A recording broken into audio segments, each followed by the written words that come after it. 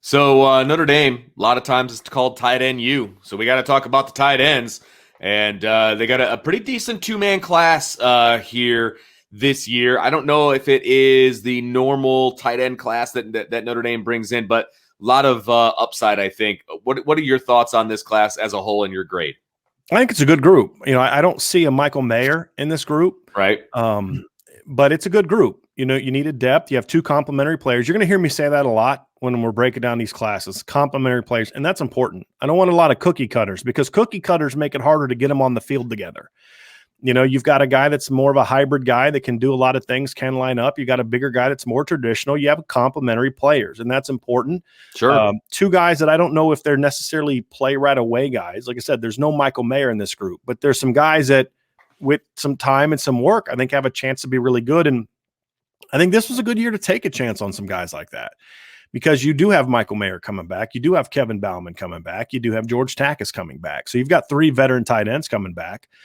So you don't necessarily need a tight end to step in and play. So, I mean, that's really where you're at. So let's break him down here. Kane Berrong, he's probably the leader in the clubhouse in this tight end class. And you and I have talked about it on other podcasts, or maybe it was on the radio show. I can't remember. They all kind of drift together after a while. But the differences between the recruit rankings for Kane Berrong is astonishing as you go through the different services. Talk about that, and then where you kind of fall with him. Yeah, I've never seen anything like it. I've never seen a kid that had such a variety of rankings. So and I'm going to pull it up here to just give you specifics. So when you look at Kane Berrong, ESPN ranks Kane Berrong as I think it's in the 60s. Let's see here. I got it right here. ESPN ranks him as the number 51 player in the entire country. SI 99 ranks him as the number 61 overall player in the country. Rivals, I think, has him in the 40s as a kid from Georgia. They have him, I believe, in the 30s as a tight end. And so to see this diversity of opinion, 247 doesn't think very highly of Kane Berrong either. I tend to be sort of in the middle with the two. I think Kane Berrong is a very good football player. I think he's definitely a top 200 kind of guy with some tools to be an even better player. So I think he's a guy that if you allow him to develop and if he can fill out and continue improving his game, he's got a chance to be really good. Cause I think he was held back in high school. He didn't play with there wasn't a quarterback to get him the ball the way that you could.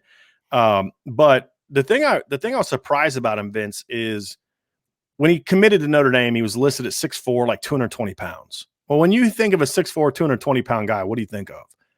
Athletic, hybrid. Sure. He is fast and he is that. But the first thing that stands out about him is he is a punishing blocker.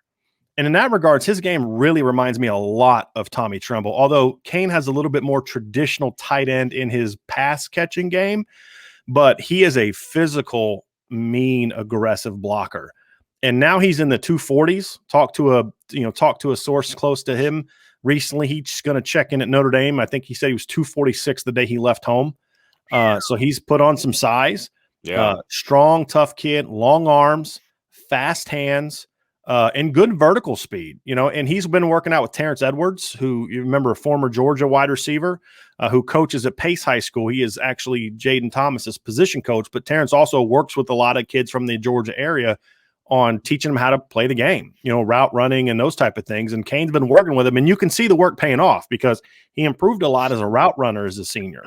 But again, he just didn't have the kind of quarterback that could take advantage of it. But I think there's also the thing that hurts him is his listed weight is still, 220. And there's still a lot of people that are convinced that a tight end has in 2020 has to be like he was in 1985, which is 6'5", 250.